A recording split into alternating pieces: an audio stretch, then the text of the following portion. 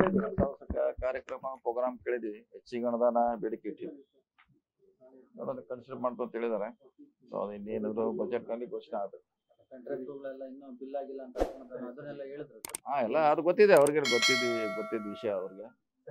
ಪರಿಹಾರ ಮಾಡ್ಲಿಕ್ಕೆ ಸರ್ಕಾರ ನಮ್ಮ ಇಲಾಖೆಗಳು ಪ್ರಯತ್ನ ಮಾಡ್ತಾ ಇದ್ವಿ.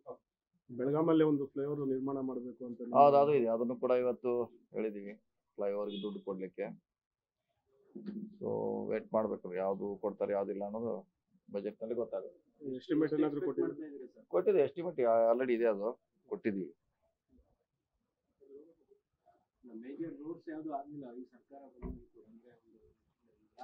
ಕೊಡ್ತಾ ಇದೀವಿ, ನಾವು ಕೊಡ್ತಾ ಇದೀವಿ, ಬರ್ತಾ ಇದೆ. ಈ ಸಾರಿ ಈಗಾಗಲೇ ಸುಮಾರು ರಸ್ತೆಗಳನ್ನ SITPL ಮಾಡಿದೀವಿ, CRF ಅಲ್ಲಿ ಮಾಡ್ತಾ ಇದೀವಿ, ನಮ್ಮ ಬಜೆಟ್ ನಲ್ಲಿ ಮಾಡ್ತಾ ಇದೀವಿ.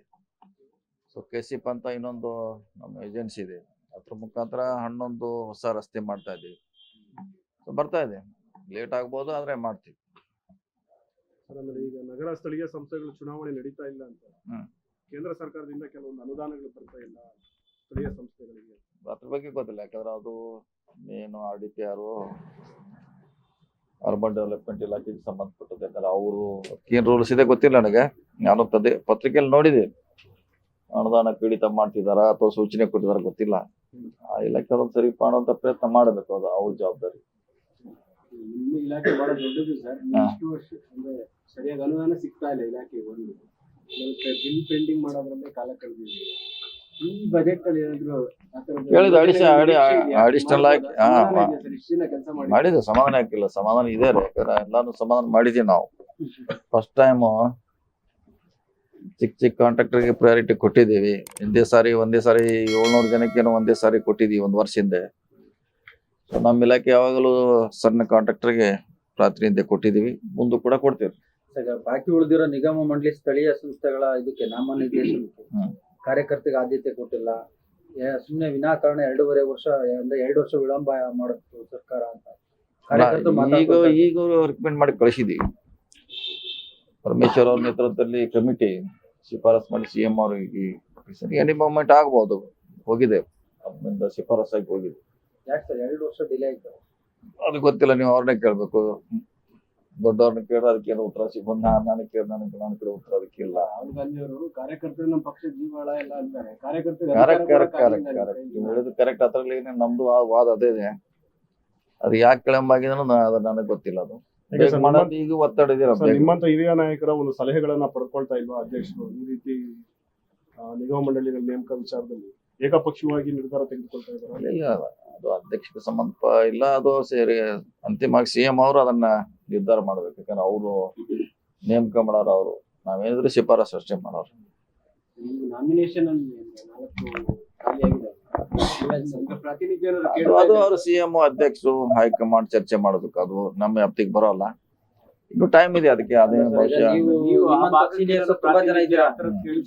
ಸೀನಿಯರ್ಸ್ ಮೊರೆ ಹೋಗ್ತಾರೆ ನಿಮ್ಮ ಬೆಂಬಲಿಗರು ಎಲ್ರು. ನಾವು ಹೇಳ್ತೀವಿ, ನಮ್ಗೆ ಯಾವ ಪಟ್ಟಿ ಬಂದೇ ಕೊಡ್ತೀವಿ.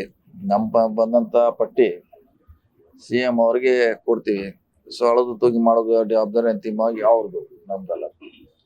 ಯಾಕಂದ್ರೆ MLC ನೇಮಕ ಬರೀ ಬೆಂಗಳೂರು ಕೇಂದ್ರಿತ ಆಗ್ತಾ ಇದೆ. ನಾವ್ ಹೇಳಿದಿಲ್ಲ, ಆಗ್ಬಾರ್ದು ಅಂತೇಳಿ. ನಾ ಈಗಾಗಲೇ ಒಂದ್ಸಲ ಅದ್ರ ಬಗ್ಗೆ ಸ್ಟೇಟ್ಮೆಂಟ್ ಕೊಟ್ಟಿದ್ದೀನಿ.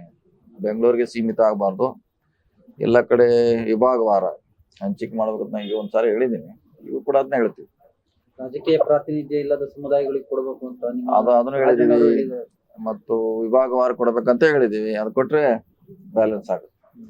ವಿಶ್ವಾಸ ಪಡ್ಕೊಂಡಿದ್ದಾರೆ ಹೇಳಿದ್ ನಾವು ಹೇಳಿದ ಡ್ಯೂಟಿ ಅಷ್ಟೇ, ಮಾಡೋದು ಬಿಡುದು ಅವ್ರಿಗೆ ಜವಾಬ್ದಾರಿ. ಕೇಳಿದ್ರೆ ಸರ್ ಈ ವಿಚಾರದಲ್ಲಿ ಎಲ್ಲ ಕೇಳಿದಾರೆ. ನಾವು ಲಿಸ್ಟ್ ಕೊಟ್ಟಿದೀವಿ, ನಮ್ಮ ಯಾರ್ಯಾರು ಆಕಾಂಕ್ಷಿಗಳಿದ್ದಾರೆ, ಕೊಡಬೇಕಾಗಿದೆ, ಬಹಳ ಸೇವೆ ಮಾಡಿದ್ದಾರೆ, ಅವ್ರದ್ದು ಅವಶ್ಯಕತೆ ಇದೆ ಪಕ್ಷಕ್ಕೆ ಅಂತ ಪಟ್ಟಿ ಮಾಡಿ ಕೊಡುವಂತ ಪ್ರಯತ್ನ ಮಾಡಿದ್ವಿ. ಡೆಲ್ಲಿ ಎಲೆಕ್ಷನ್ ಮುಗೀತು, ಏನಾದ್ರು ಹೈಕಮಾಂಡ್ ಏನಾದ್ರು ಭೇಟಿ ಮಾಡ್ತೀರಾ ಸರ್? ಯಾಕಂದ್ರೆ ನೀವು ದೆಹಲಿಗೆ ಹೋಗ್ತೀರಾ ಅಂತಾರೆ. ಇಲ್ಲ, ನಾವೆಲ್ಲಿ ಡೆಲ್ಲಿ ಕಡೆ ಹೋಗ್ತಾ ಇಲ್ಲ, ಈಗ ಆ ಕಡೆ ಹೋಗ್ತಾ ಇಲ್ಲ. ಇಲ್ಲೇ ಕೆಲಸ ಸಾಕಷ್ಟಿದೆ. ಈ ಎಲ್ಲಾ ಜಿಲ್ಲಾ ಪ್ರವಾಸ ಮಾಡ್ಬೇಕಾಗಿದೆ, ಇಲ್ಲೇ ಹೆಚ್ಚು ನಮ್ಗೆ ಸಮಯ ಬೇಕಾಗಿದೆ. ಇಲ್ಲೇ ಕೂಡ ಭೇಟಿಗೆ ಏನಾದ್ರು ಟೈಮ್ ಕೇಳಿದ್ರು? ಇಲ್ಲ, ಈಗೇನ್ ಕೇಳಿಲ್ಲ. ರಾಜಣ್ಣ ಅವರು ಅಧಿಕೃತವಾಗಿ ಹೇಳಿದ್ರು ಸರ್ ಹೋಗ್ತಾ ಇದೀವಿ ಅಂತ. ಬರೋರು ಹೇಳಿದ್ರು ಬರ್ಲಿ ಅಂತ ಗೊತ್ತಿಲ್ಲ, ಅವ್ರು ಯಾರ ಅಂತ ನನಗೆ ಗೊತ್ತಾಯ್ತು. ಬಗ್ಗೆ ನಾವು ಸದ್ಯಕ್ಕೆ ಹೋಗ್ತಾ ಇಲ್ಲ. ಹೋಗ್ಬೇಕಾಗಿತ್ತಲ್ಲ ಸರ್, ಕಾರ್ಯಕ್ರಮ ಇತ್ತು. ಅದು ನಮ್ಮ ಇಲಾಖೆ ಇದೆ. ನಮ್ಮ ಇಲಾಖೆ ಕರ್ನಾಟಕ ಭವನ ಬಗ್ಗೆ ಓಪನಿಂಗ್ ರೆಡಿ ಇದೆ. CM ಅವ್ರು ಡೇಟ್ ಕೊಟ್ಟ ತಕ್ಷಣ ಅದು ಉದ್ಘಾಟನೆ ಮಾಡ್ತೀವಿ.